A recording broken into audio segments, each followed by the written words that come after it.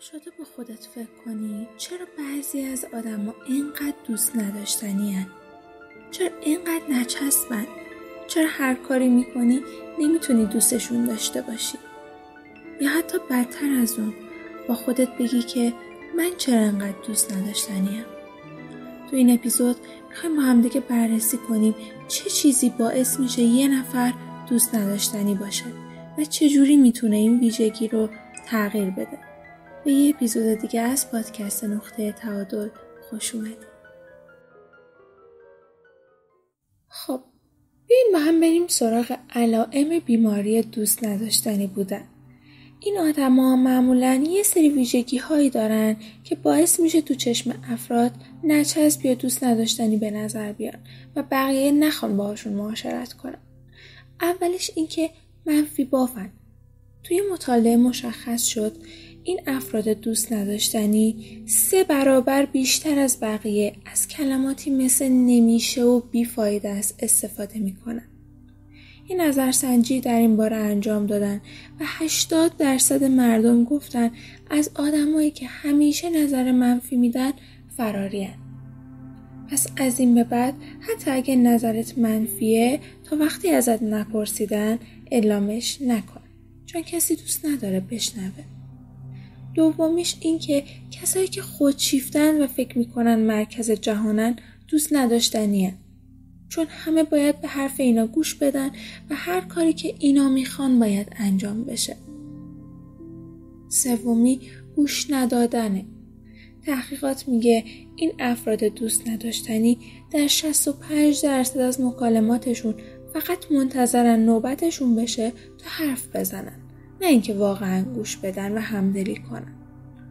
پرحرفی واقعا آزاردهنده است، چون فضا برای دیگران باقی نمیذاره.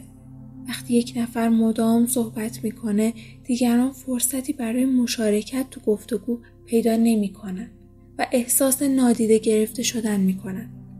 و باید بهت بگم که همه آدما از نادیده گرفته شدن بیزارن.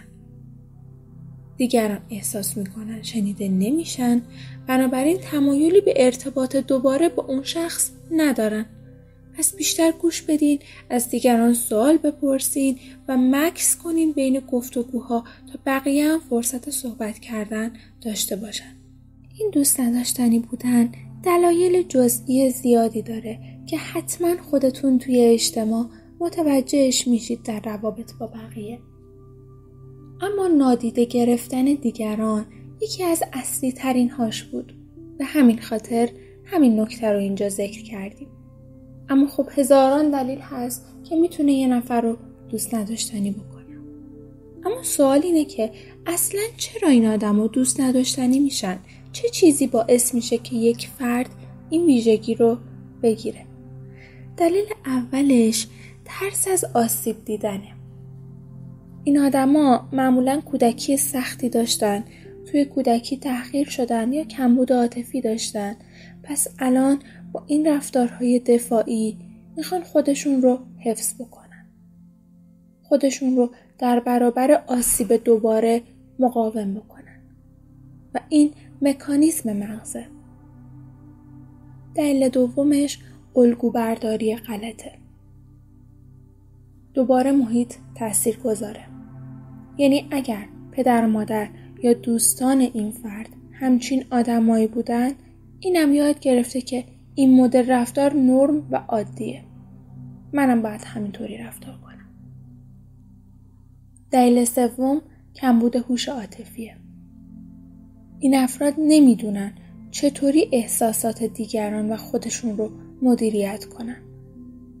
مثلا همیشه هم تقصیر رو نمیتونیم گردن اینها بندازیم. شاید واقعا یاد نگرفتن. مثلا اگر یک شخص داره درد و دل میکنه و این میپره وسط حرفش، شاید این از آگاهی پایینشه، این از هوش عاطفی پایینشه که نمیدونه کجا سکوت کنه و کجا صحبت کنه. و نکته جالب اینه که اکثر این آدم‌ها اصلا متوجه نیستن که دوست نداشتنی هن. پس همیشه هم مشکل از خود فرد نیستش. همیشه هم مقصر خود فرد نیست. و گاهی مشکل از خودآگاهی پایینه. حالا سوالی که پیش میاد اینه که این آدما باید تغییر کنن؟ از نظر جامعه بله، باید تغییر کنن. چون تحقیقات میگه آدمایی که از نظر بقیه دوست داشتنیان و بقیه بیشتر دوستشون دارن، شغلای بهتری میگیرن، روابط قوی تری دارن و حتی عمر طولانی تری دارن. اما اگه خودتون این ویژگی هایی که گفتم رو داشتین، بیایید از همین امروز شروع کنیم به کوچکترین تغییرات. اولین و اساسی ترینش اینه که یاد بگیرین کجا گوش بدین و کجا صحبت کنید. مهارت گوش دادن رو تمرین کنید. روی گفتگو کردنتون کار کنید. و دوم این که منفی بافی نکن. تا وقتی ازت نپرسیدن نظر نده. لازم نیست همیشه به زبون بیاری که نظرت منفیه و انرژی منفی به بقیه وارد کنی، مخصوصا اگر که ازت نپرسیدن. یادت نره دوست داشتنی بودن یه مهارت اکتسابیه، نه ذاتی. پس هر وقت که بخوای میتونی ورقو برگردونی و جور دیگه ای رقم بزنی. تا اپیزود بعدی با خودت مهربون باش.